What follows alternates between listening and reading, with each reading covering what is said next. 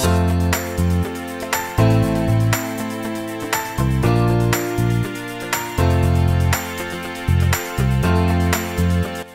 good morning, Grace. Good morning, everybody listening in. Welcome again. This time to our second podcast of CIU Berkeley College of Law.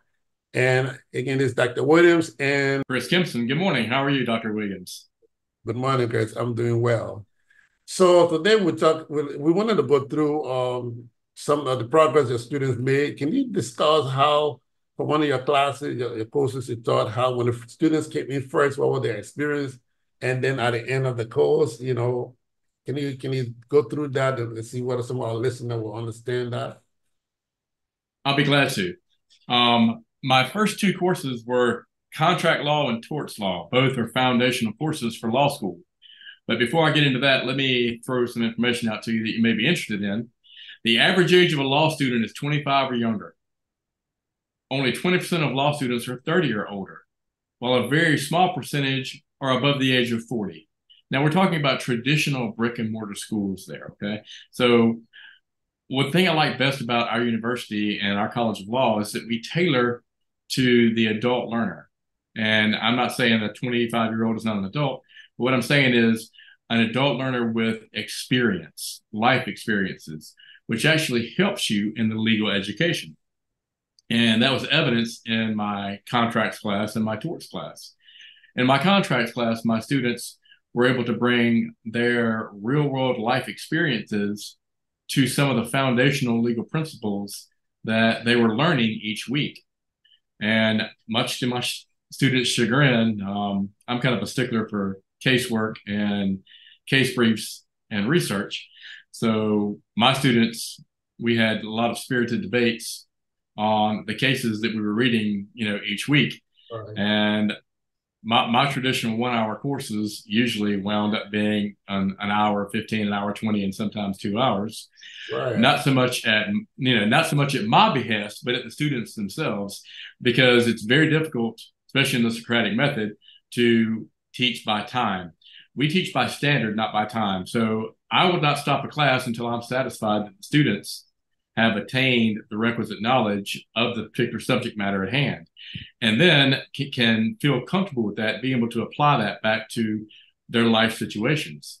So I think the adult learners at our university, based upon their life experiences, they're able to now apply those legal concepts and legal principles to some of their life experiences, which helps solidify those concepts in their mind. Right, right. So I attended some of your classes too, and I can relate to how active participation of the students. So can you just go over a framework when they first start the program and see, especially those that have no legal background, and even though they're adult professional, but how they develop? Because we had one of the students who did not want to continue because they felt intimidated.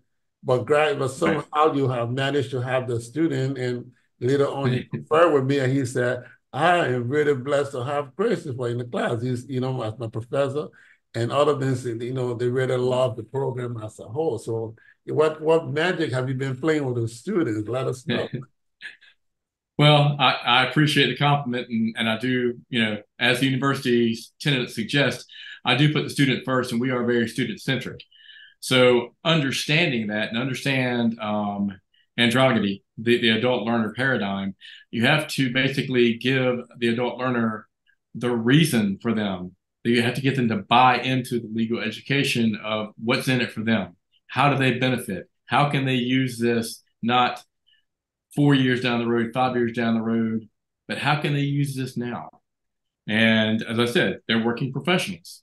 So being able to look at their work situations they've had, look at their interactions in their daily lives, now we're giving them legal principles and legal foundational learning to basically understand maybe something had happened adversely to them. So now they have a better understanding of, oh, okay, now I understand why the system is the way it is, either working with me, for me, or in some cases against me, unfortunately. So that helps them because the United States, we are a nation of laws. We are under the rule of law. And And adults understand this. Adults understand, so it gives them basically the why behind the what and the how. Mhm. Yes, yeah. And because you know, and that is that intimidation we take away. We make them to develop Yes. the habit of studying and to actually love why they came in the program. You know, the initial first few days are like, oh, can we really make it? Can we understand the cases? These books are so big. But then I realized, you Mm-hmm. know, because some of the program that's 8 weeks or 10 weeks, instead of 4 months until we got them either they're doing one course at a time, six credits, or they're doing 2 or 3 courses at most for the ones that are really aggressive. But when they come in initially, they're vacant, you know, they're like blank out. Yes, even though they have life Mm-hmm. experiences, but after the first week or 2 or 3, I can see they started coming around. They started doing the cases. They started applying the knowledge, what's going on, because we like tell them, hey, you know what's going on in the world? Did you pick up what's on the news, what's in the newspaper? Mm-hmm. And the kids that just came up, you know, whether it was a matter of abortion or other legal issues that came about, and now we have the free speech issue, we have them delve into those practical knowledge and see it's not just the idea of the idea itself, but what is the practicality? What are some of the inferences? What are some of the things, the ripple effect that may develop from this one case? It's not just saying we got it, we're trying to protect misinformation, but what other things will be hampered when this case is finally decided? So our students, when they begin to see the practicality of the knowledge and learning, I see that they start adjusting and they start appreciating. And like you say, you do a lot of the research, a lot of things. But how have you seen their participation in the class? The participation has increased exponentially. Like I said, Mhm. traditional law schools, as well as Barclay, we still use the Socratic method of instruction for legal education because discourse, debate, research is still, the cornerstones and foundation of any legal education, whether it be traditional or non-traditional. So having said that, the students must, come prepared. Right. And, in our discourses, in our debates, um, using that method, I can tell if a student has read the case material and is prepared, with that case material. Um, some of my students, again, initially felt intimidated at first, as you mentioned. And as I told them from day one, um, law school is designed to basically do three things. And that is teach you to read like a lawyer, write like a lawyer, and basically speak like a lawyer. And so that in and of itself is kind of a difficult concept for them to understand without a foundational knowledge to base it on. And then once they start reading the cases and understanding, okay, so this is the law, this is how it applies to this, and then understanding how the different facts apply to that through the case reading. Now they begin to understand, okay, so now I have a set of facts, the legal facts, black letter law, and now I have a set of life facts, if you want to call them that. And Right. how do I apply those to the black letter law?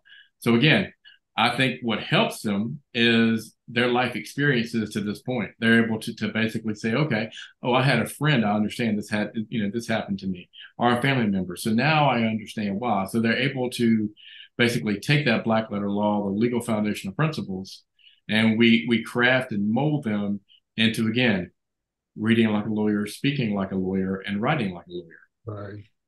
Yeah, and that's really nice because that's sometimes I call that law made simple. You got a complicated law school, but we break it down to make it easier for them to appreciate it. We have Yes. the weekly course material for them to read, and then we have videos associated with those to help them. And some of the videos we have are actually life practice professionals out there that have the videos. We want them to see how the work is being done, Mhm. and we have the professional explaining these videos to them. So they read the kids' work, they play the videos, and then they come to class. We analyze everything and discuss it. So that's Mhm. three-pronged learning. And then the fourth part, they brief the cases, and then we just don't do cold calls, just randomly calling people. They know the cases, and so we want them to analyze Mhm. it in depth and for them to really appreciate the work. So yeah, so it's taking that personal interest in them for them to really understand their purpose of being in law school and not just getting knowledge, but like you said, developing that out of study, that out of appreciation of what they're doing. Now, later on, they can decide which area of law they want to go. But the first thing is actually enjoy that class when they come in. And like you mentioned, I have the same experience. We have our class usually 1 week, but for the most time, sometimes we like it's after 2 hours or 1 hour and a half, and one of the students are like, oh, shouldn't our class be like an hour, 15 minutes? And I'm like, oh, wow, it's almost 2 hours to go into the class already. You see? And of course, some of the other good thing is when they take their work, the actual work, and they say, look, we have this contract, and and then with teacher, they like analyze the contract. One of the student brother analyze it. So my client got this in the mail from this company, and we look at the contract, and you see the company is protecting itself.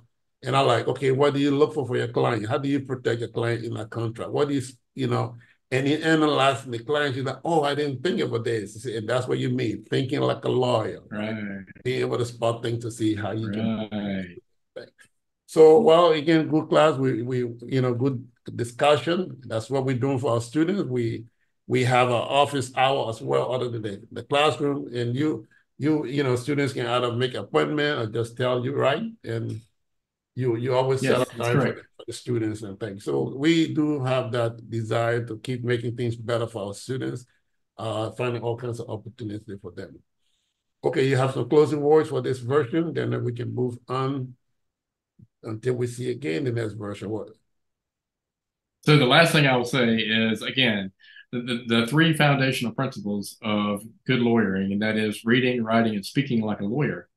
Um, the students in their case briefings submit their case briefings before class. So I have a chance to look at their writing. In that, I can tell the first two tenets of being able to read like a lawyer and write like a lawyer. And then our discourse and debate in class using the Socratic method, I'm able to see if they can speak like a lawyer, not simply read their case brief back to me, but how they arrived at the facts they did, whether they agree with the court's legal holding or not, because sometimes they don't agree. And then I'll ask them, okay, then if you don't agree with them, was there a dissent? Did you agree with the dissent? Did you understand the dissent? And that actually gets them thinking as well. Yeah, because we really don't want to, that's law school. It's not a matter of right and wrong. We teaching you to think like a lawyer. You can Right. plead the fifth and not divert any information, or you can take either position and you still be fine. And we want them to do that, to take this position. And they have been doing that because, they give an answer and we're like, okay, why did you do that? Why did you say that? Why didn't you say this? Why this person was in charge? Why this person he was stand by and there, and he came after the fact, and this person was, you invited this person in your car after a crime was committed, and later on the police came and this person was charged, but you were in charge.